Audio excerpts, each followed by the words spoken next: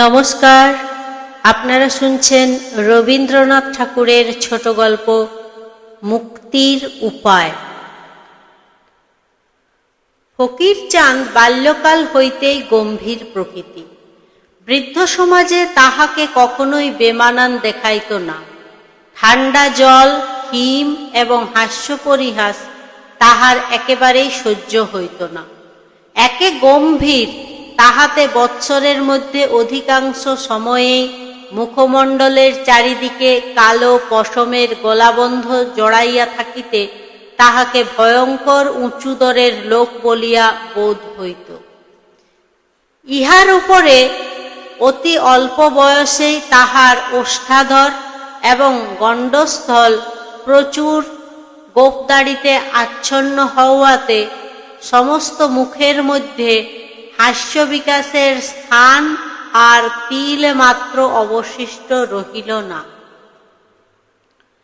স্ত্রী হৈমবতীর বয়স অল্প এবং তাহার মন পার্থিব বিষয়ে সম্পূর্ণ নিবিষ্ট। সে বঙ্কিমবাবুর নভেল পড়িতে চায় এবং স্বামীকে ঠিক দেবতার ভাবে পূজা করিয়া তাহার তৃপ্তি হয় না। সে একটুখানি হাসি খুশি ভালোবাসে এবং বিকচোন্মুখ পুষ্প যেমন বায়ুর আন্দোলন এবং প্রভাতের আলোকের জন্য ব্যাকুল হয়, সেও তেমনি এই নবযৌবনের সময় স্বামীর নিকট হইতে আদর এবং হাস্যামোদ যথপরিমাণে প্রত্যাশা করিয়া থাকে। কিন্তু স্বামী তাহাকে অবসর পাইলেই ভাগবত পড়ায়, সন্ধ্যাবেলায় ভগবত গীতা শুনায় এবং তাহার আধ্যাত্মিক উন্নতির উদ্দেশ্যে মাঝে মাঝে শারীরিক শাসন করিতেও ত্রুটি করে না। যেদিন হৈমবতীর বালিশের নিচে হইতে কৃষ্ণকান্তের উইল বাহির হয়, সেদিন উক্ত লঘু প্রকৃতি যুবতীকে সমস্ত রাত্রি অশ্রুপাত করাইয়া তবে ফকির ক্ষান্ত হয়। একে নোবেল পাঠ, তাহাতে আবার পতিদেবকে প্রতারণা। যাহা হোক, অবিশ্রান্ত আদেশ, অনুদেশ, উপদেশ, ধর্মনীতি এবং দণ্ডনীতির দ্বারা অবশেষে হৈমবতীর মুখের হাসি, মনের সুখ এবং যৌবনের আবেগ একেবারে নিষ্কর্ষণ করিয়া ফেলিতে স্বামী দেবতা সম্পূর্ণ কৃতকার্য হইয়াছিলেন। কিন্তু অনাসক্ত লোকের পক্ষে সংসারে বিস্তর বিঘ্ন। পরে পরে ফকিরের এক ছেলে এক মেয়ে জন্মগ্রহণ করিয়া সংসার বন্ধন বাড়িয়া গেল।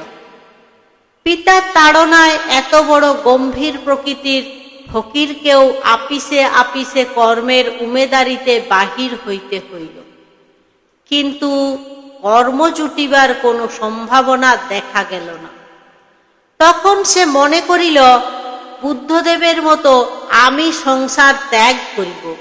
এই ভাবিয়া একদিন গভীর রাতে ঘর ছাড়িয়া বাহির হইয়া গেল। 2. মধ্যে আর একটি ইতিহাস বলা আবশ্যক। নবগ্রামবাসী ষষ্ঠীচরণের এক ছেলে, নাম মাখনলাল। বিবাহের অনতিবিলম্বে সন্তানাদি না হওয়াতে পিতার অনুরোধে এবং নূতনত্বের প্রলোভনে আর একটি বিবাহ করে। এই বিবাহের পর হইতে যথাক্রমে উভয় স্ত্রীর গর্ভে 7টি কন্যা এবং একটি পুত্র জন্মগ্রহণ করিল। মাখন লোকটা নিতান্ত শৌখিন এবং চপল প্রকৃতি। কোন প্রকার গুরুতর কর্তব্যের দ্বারা আবদ্ধ হইতে নিতান্ত নারাজ। একে তো ছেলেপুলের ভার, তাহার পরে যখন 2 কর্ণধার 2 কর্ণে ঝিকা মারিতে লাগিল, তখন নিতান্ত অসহ্য হইয়া সেও একদিন গভীর রাত্রে ডুব মারিল। বহুকাল তাহার আর সাক্ষাৎ নাই। কখনো কখনো শোনা যায়, এক বিবাহে কিরূপ সুখ তাহাই পরীক্ষা করিবার জন্য সে কাশীতে গিয়া গোপনে আর একটি বিবাহ করিয়াছে। শোনা যায় হতভাগ্য কথঞ্চিত শাস্তি শান্তি লাভ করিয়াছে। কেবল দেশের কাছাকাছি আসিবার জন্য মাঝে মাঝে তাহার মন উতলা হয়, ধরা পড়িবার ভয়ে আসিতে পারে না। ৩ কিছুদিন ঘুরিতে ঘুরিতে উদাসীন ফকিরচাঁদ নবগ্রামে আসিয়া উপস্থিত। পথ পার্শ্ববর্তী এক বটবৃক্ষতলে বসিয়া নিঃশ্বাস ছাড়িয়া বলিল, আহা বৈরাগ্য মে বা ভয়ম, দ্বারা পুত্র ধন জন কেউ কারু নয়, কা তব কান্তা কাস্তে পুত্রঃ বলিয়া এক গান জুড়িয়া দিল। শোন রে শোন অবোধ মন, শোন সাধুর উক্তি কিসের মুক্তি, সেই সুযুক্তি কর গ্রহণ, ভবের সুক্তি ভেঙে মুক্তি মুক্তা কর অন্বেষণ, ওরে ও ভোলা মন রে। সহসা গান বন্ধ হইয়া গেল। ও কে ও বাবা, দেখছি সন্ধান পেয়েছেন বুঝি, তবে তো সর্বনাশ, আবার তো সংসারের অন্ধকূপে টেনে নিয়ে যাবেন। পালাতে হলো। তাড়াতাড়ি ফকির নিকটবর্তী এক গৃহে প্রবেশ করিল। বৃদ্ধ গৃহস্বামী চুপচাপ বসিয়া তামাক টানিতেছিল। ফকিরকে ঘরে ঢুকিতে দেখিয়া জিজ্ঞাসা করিল, কে হে তুমি? ফকির বলিল, বাবা আমি সন্ন্যাসী। বৃদ্ধ জিজ্ঞাসা করিল, সন্ন্যাসী? দেখি দেখি বাবা, আলোতে এসো দেখি। এই বলিয়া আলোতে টানিয়া লইয়া ফকিরের মুখের পরে ঝুঁকিয়া বুড়ো মানুষ বহু কষ্টে যেমন করিয়া পুঁথি পড়ে তেমনি করিয়া ফকিরের মুখ নিরীক্ষণ করিয়া বিড়বিড় করিয়া বকিতে লাগিল। এই তো আমার সেই মাখনলাল দেখছি, সেই নাক, সেই চোখ, কেবল কপালটা বদলেছে, আর সেই চাঁদ মুখ গোফে দাড়িতে একেবারে আচ্ছন্ন করে ফেলেছে। বলিয়া বৃদ্ধ সস্নেহে ফকিরকে শুশ্রূল মুখে দুটি একবার হাত বুলাইয়া লইল এবং প্রকাশ্যে কহিল, বাবা মাখন। বলা বাহুল্য বৃদ্ধের নাম ষষ্ঠীচরণ। ফকির সবিস্ময়ে, মাখন? আমার নাম তো মাখন নয়, পূর্বে আমার নাম যাই থাক, এখন আমার নাম চিদানন্দ স্বামী, ইচ্ছা হয়তো পরমানন্দও বলতে পারো। ষষ্ঠী, বাবা তা এখন আপনাকে চিড়েই বলো আর পরমান্নই বলো, তুই যে আমার মাখন। বাবা সে তো আমি ভুলতে পারবো না। বাবা তুই কোন দুঃখে সংসার ছেড়ে গেলি? তোর কিসের অভাব? দুই স্ত্রী, বড় বেটিকে না ভালোবাসিস? ছোটটি আছে, ছেলেপুলের দুঃখও নেই। শত্রুর মুখে ছাই দিয়ে 7টি কন্যে, 1টি ছেলে, আর আমি বুড়ো বাপ, কদিনেই বা বাঁচব? তোর সংসার তোরই থাকবে। ফকির একেবারে আঁতকিয়া উঠিয়া কহিল, কি সর্বনাশ, শুনলেও যে ভয় হয়। এতক্ষণে প্রকৃত ব্যাপারটা বোধগম্য হইল। ভাবিল, মন্দ কি, দিন দুই বৃদ্ধের পুত্রভাবেই এখানে লুকাইয়া থাকা চাক, তাহার পরে সন্ধানে অকৃতকার্য হইয়া বাপ চলিয়া গেলেই এখান হইতে পলায়ন করিব। ফকিরকে নিরুত্তর দেখিয়া বৃদ্ধের মনে সংশয় রহিল না। কেষ্টা চাকরকে ডাকিয়া বলিল, ওরে ও কেষ্টা, তুই সকলকে খবর দিয়ে আয় গে, আমার মাখন ফিরে এসেছে। 4 দেখিতে দেখিতে লোকে লোকারণ্য। পাড়ার লোকে অধিকাংশই বলিল, সেই বটে। কেহ বা সন্দেহ প্রকাশ করিল, কিন্তু বিশ্বাস করিবার জন্যই লোকে এত ব্যগ্র যে সন্দিগ্ধ লোকেদের উপরে সকলে হাড়ে হাড়ে চটিয়া গেল।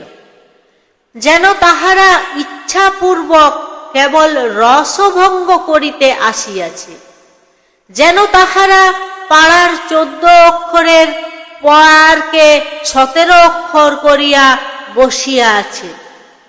কোনো মতে তাহাদিগকে সংক্ষেপ করিতে পারিলেই তবে পাড়াশুদ্ধ লোক আরাম পায়। তাহারা ভূতও বিশ্বাস করে না, ওঝাও বিশ্বাস করে না। আশ্চর্য গল্প শুনিয়া যখন সকলের তাক লাগিয়া গিয়াছে, তখন তাহারা প্রশ্ন উত্থাপন করে। এক প্রকার নাস্তিক বলিলেই হয়। কিন্তু ভূত অবিশ্বাস করিলে ততটা ক্ষতি নাই, তাই বলিয়া বুড়া বাপের হারা ছেলেকে অবিশ্বাস করা যে নিতান্ত হৃদয়হীনতার কাজ। যাহা হোক, সকলের নিকট হইতে তাড়না খাইয়া সংশয়ীর দল থামিয়া গেল। ফকিরের অতি ভীষণ অটল গাম্ভীর্যের প্রতি ভ্রুক্ষেপ মাত্র না করিয়া পাড়ার লোকেরা তাহাকে ঘিরিয়া বসিয়া বলিতে লাগিল, আরে আরে, আমাদের সেই মাখন আজ ঋষি হয়েছে, তপস্বী হয়েছেন। চিরটা কাল ইয়ার্কি দিয়ে কাটালে, আজ হঠাৎ মহামুনি যবনগ্নি হয়ে বসেছেন। কথাটা উন্নত চেতা ফকিরের অত্যন্ত খারাপ লাগিল, কিন্তু নিরুপায় সহ্য করিতে হইল। একজন গায়ের উপর আসিয়া পড়িয়া জিজ্ঞাসা করিল, ওরে মাখন, তুই কুচকুচে কালো ছিলি, রংটা এমন ফর্সা করলে কি করে? ফকির উত্তর করিল, যোগ অভ্যাস করে। সকলেই বলিল, যোগের কি আশ্চর্য প্রভাব। একজন উত্তর করিল, আশ্চর্য আর কি, শাস্ত্রে আছে, ভীম যখন হনুমানের ল্যাজ ধরে তুলতে গেলেন, কিছুতেই তুলতে পারলেন না। সে কি করে হলো? সে তো যোগ বলে। একথা সকলেই স্বীকার করিতে হইল। হেনকালে ষষ্ঠীচরণ আসিয়া ফকিরকে বলিল, বাবা, একবার বাড়ির ভিতরে যেতে হচ্ছে। এ সম্ভাবনাটা ফকিরের মাথায় উদয় হয় নাই। হঠাৎ বজ্রাঘাতের মতো মস্তিষ্কে প্রবেশ করিল। অনেকক্ষণ চুপ করিয়া পাড়ার লোকের বিস্তর অন্যায় পরিহাস পরিপাক করিয়া অবশেষে বলিল, বাবা, আমি সন্ন্যাসী হয়েছি, আমি অন্তঃপুরে ঢুকতে পারব না। ষষ্ঠীচরণ পাড়ার লোকেদের সম্বোধন করিয়া বলিল, তাহলে আপনাদেরকে একবার গা তুলতে হচ্ছে, বৌমাদের এখানেই নিয়ে আসি, তারা বড় ব্যাকুল হয়ে আছেন। সকলে উঠিয়া গেল। ফকির ভাবিল, এই বেলা এখান হইতে এক দৌড় মারি। কিন্তু রাস্তায় বাহির হইলেই পাড়ার লোক কুকুরের মতো তাহার পশ্চাতে ছুটিবে, ইহাই কল্পনা করিয়া তাহাকে নিস্তব্ধভাবে বসিয়া থাকিতে হইল।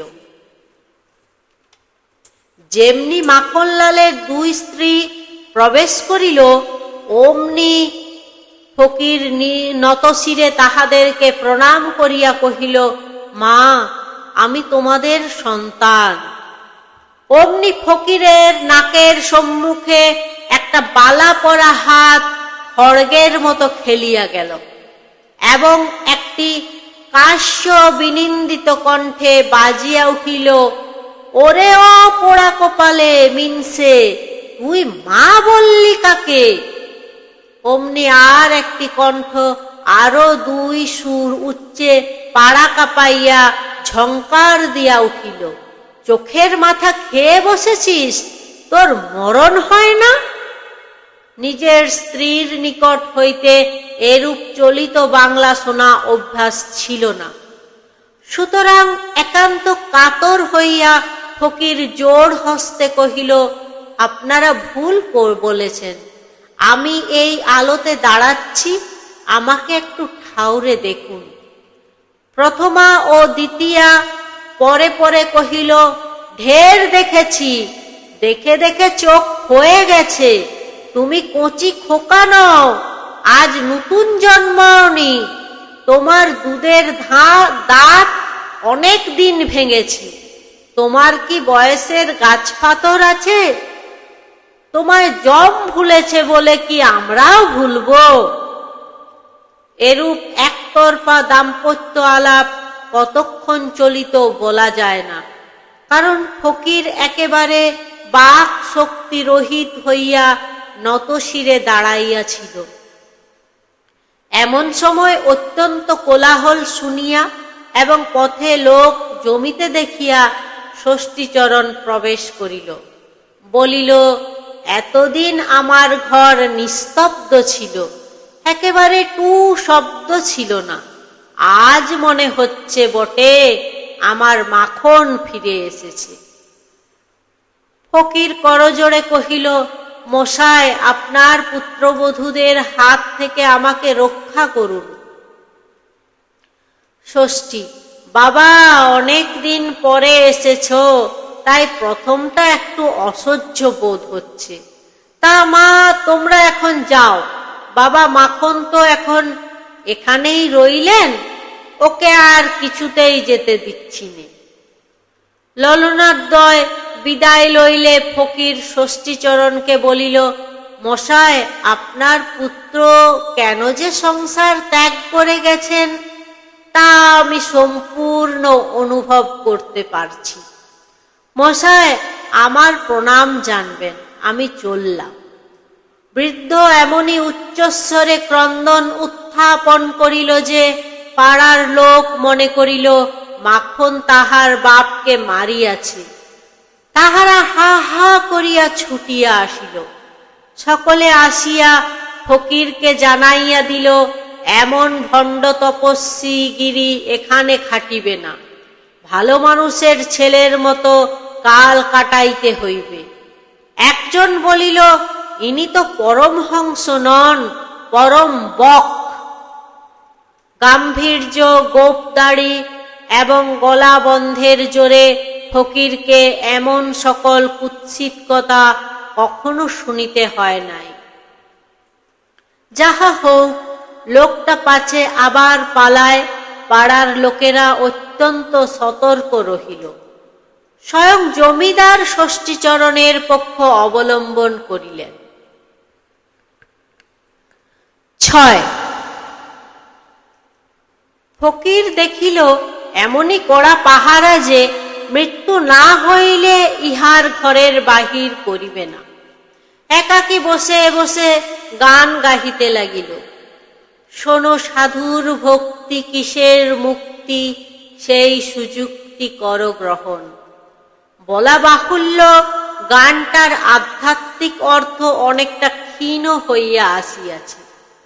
এমন করিয়াও কোনো মতে দিন কাটিত, কিন্তু মাখনের আগমন সংবাদ পাইয়া দুই স্ত্রীর সম্পর্কের এক ঝাঁক শ্যালা ও শালি আসিয়া উপস্থিত হইল। তাহারা আসিয়াই প্রথমত ফকিরের গোপ দাড়ি ধরিয়া টানিতে লাগিল। তাহারা বলিল, এ তো সত্যিকার গোপ দাড়ি নয়, ছদ্মবেশ করিবার জন্য আটা দিয়া জুড়িয়া আসিয়াছে।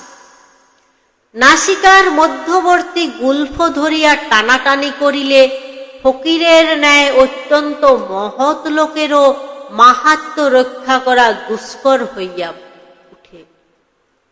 ইহা ছাড়া কানের উপর উপদ্রব ছিল, প্রথমত মলিয়া, দ্বিতীয়ত এমন সকল ভাষা প্রয়োগ করিয়া যাহাতে কান না মলিলেও কান লাল হইয়া ওঠে।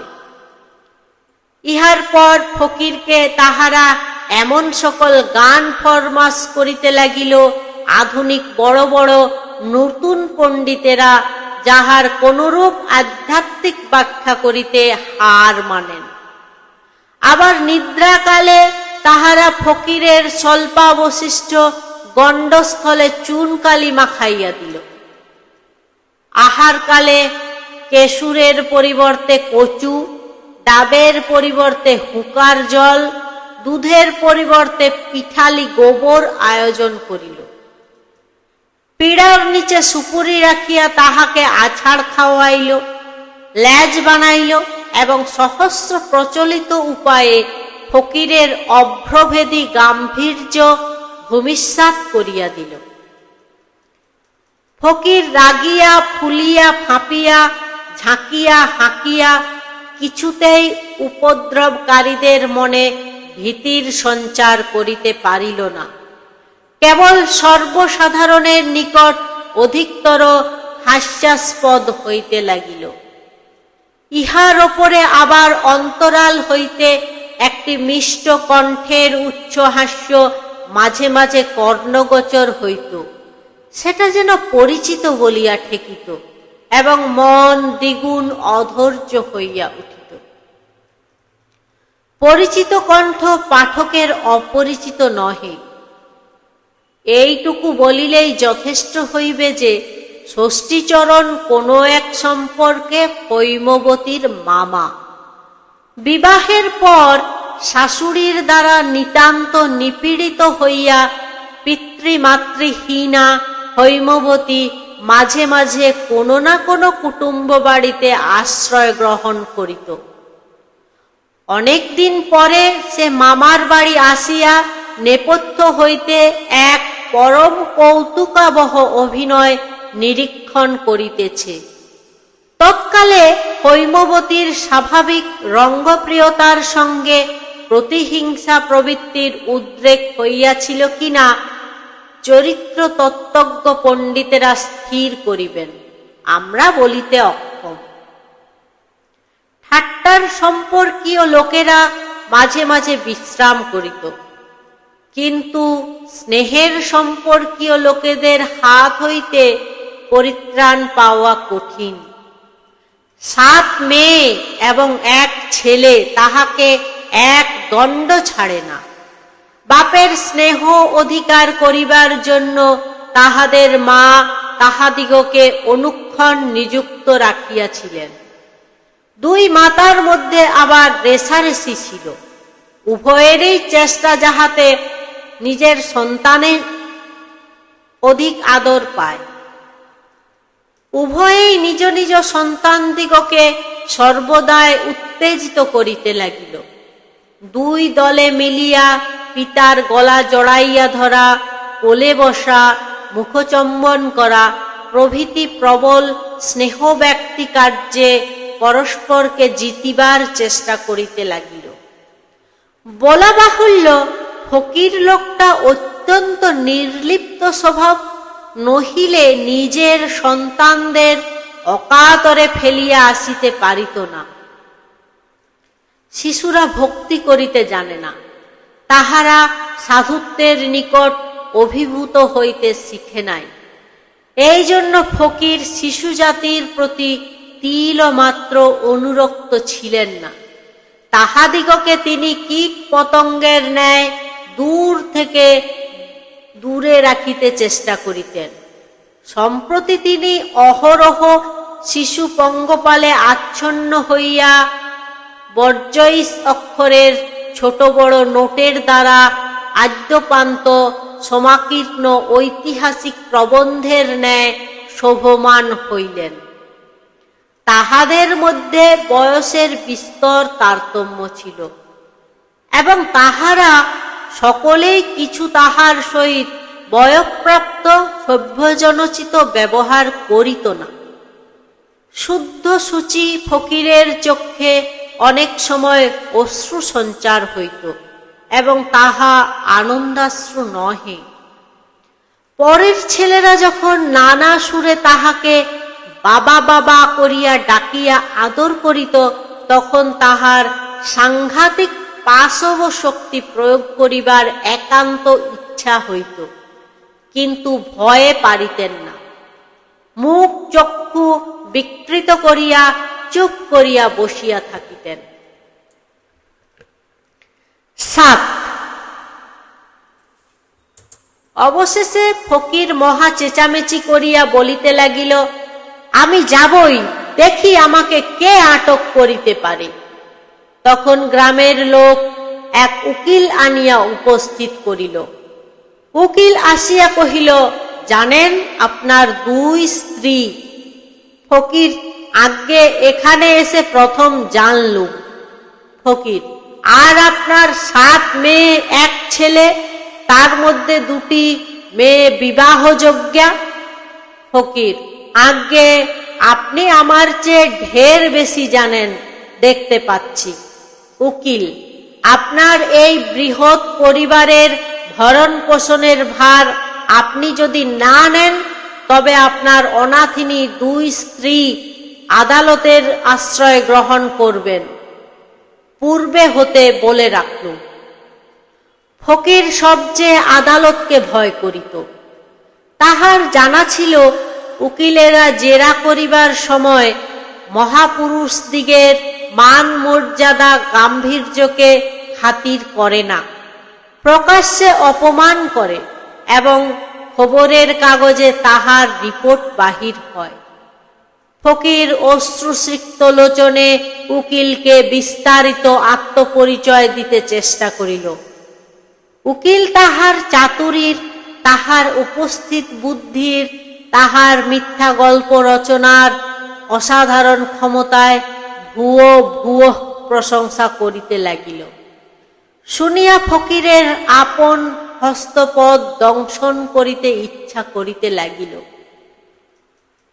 ষষ্ঠীচরণ ফকিরকে পুনশ্চ পলায়নোদ্যত দেখিয়া শোকে অধীর হইয়া পড়িল। পাড়ার লোকে তাহাকে চারিদিকে ঘিরিয়া অজস্র গালি দিল এবং উকিল তাহাকে এমন শাসাইল যে তাহার মুখে আর কথা রহিল না। ইহার ওপর যখন 8 জন বালক বালিকা গাঢ় স্নেহে তাহাকে চারিদিকে আলিঙ্গন করিয়া ধরিয়া তাহার শ্বাসরোধ করিবার উপক্রম করিল, তখন অন্তরালস্থিত হৈমবতী হাসিবে কি কাঁদিবে ভাবিয়া পাইল না। ফকির অন্য উপায় না দেখিয়া ইতিমধ্যে নিজের পিতাকে একখানা চিঠি লিখিয়া সমস্ত অবস্থা নিবেদন করিয়াছিল। সেই পত্র পাইয়া ফকিরের পিতা হরিচরণ বাবু আসিয়া উপস্থিত। পাড়ার লোক, জমিদার এবং উকিল কিছুতেই দখল ছাড়ে না। এ লোকটি যে ফকির নহে, মাখন, তাহারা তাহার অজস্র অকাট্য প্রমাণ প্রয়োগ করিল। এমনকি যে ধাত্রী মাখনকে মানুষ করিয়াছিল, সেই বুড়িকে আনিয়া হাজির করিল। সে কম্পিত হস্তে ফকিরের চিবুক তুলিয়া অনেকক্ষণ নিরীক্ষণ করিয়া তাহার দাড়ির উপরে দর বিগলিত ধারায় অশ্রুপাত করিতে লাগিল। তখন দেখিল তাহাকেও ফকির রাস মানে না। তখন ঘোমটা টানিয়া 2 স্ত্রী আসিয়া উপস্থিত হইল। পাড়ার লোকেরা শশব্যস্ত হইয়া ঘরের বাহিরে চলিয়া গেল। কেবল 2 বাপ, ফকির এবং শিশুরা ঘরে রহিল। 2 স্ত্রী হাত নাড়িয়া নাড়িয়া ফকিরকে জিজ্ঞাসা করিল, কোন চুলোয়, জমের কোন দুয়ারে যাবার ইচ্ছা হয়েছে? ফকির তাহা নির্দিষ্ট করিয়া বলিতে পারিল না, সুতরাং নিরুত্তর হইয়া রহিল। কিন্তু ভাবে যেরূপ প্রকাশ পাইল, তাহাতে জমের কোনো বিশেষ দ্বারের প্রতি তাহার যে বিশেষ পক্ষপাত আছে, এরূপ বোধ হইল না। আপাতত যে কোনো একটা দ্বার পাইলেই সে বাঁচে, কেবল একবার বাহির হইলে পারিলেই হয়। তখন আর একটি রমণী মূর্তি গৃহে প্রবেশ করিয়া ফকিরকে প্রণাম করিল। ফকির প্রথমে অবাক, তাহার পর আনন্দে উৎফুল্ল হইয়া উঠিল, বলিল, এ যে হৈমবতী! নিজের অথবা পরের স্ত্রীকে দেখিয়া এত প্রেম তাহার চক্ষে ইতিপূর্বে কখনো প্রকাশ পায় নাই। মনে হইল মূর্তিমতী মুক্তি স্বয়ং আসিয়া উপস্থিত। আর একটা লোক মুখের ওপর শাল মুড়ি দিয়া অন্তরাল হইতে দেখিতেছিল, তাহার নাম মাখনলাল। একটি অপরিচিত নিরীহ ব্যক্তিকে নিজ পদে অভিষিক্ত দেখিয়া সে এতক্ষণ পরম সুখানুভব অনুভব করিতেছিল। অবশেষে হৈমবতীকে উপস্থিত দেখিয়া বুঝিতে পারিল উক্ত নিরপরাধ ব্যক্তি তাহার নিজের ভগ্নিপতি। তখন দয়া পরতন্ত্র হইয়া ঘরে ঢুকিয়া বলিল, না, আপনার লোককে এমন বিপদে ফেলা মহাপাতক। দুই স্ত্রীর প্রতি অঙ্গুলে নির্দেশ করিয়া কহিল, এ আমারই দড়ি, আমারই কলসি। মাখনলালের এই অসাধারণ মহত্ব ও বীরত্বে পাড়ার লোক আশ্চর্য হইয়া গেল। নমস্কার, এতক্ষণ আপনারা শুনছিলেন রবীন্দ্রনাথ ঠাকুরের ছোট গল্প মুক্তির উপায়।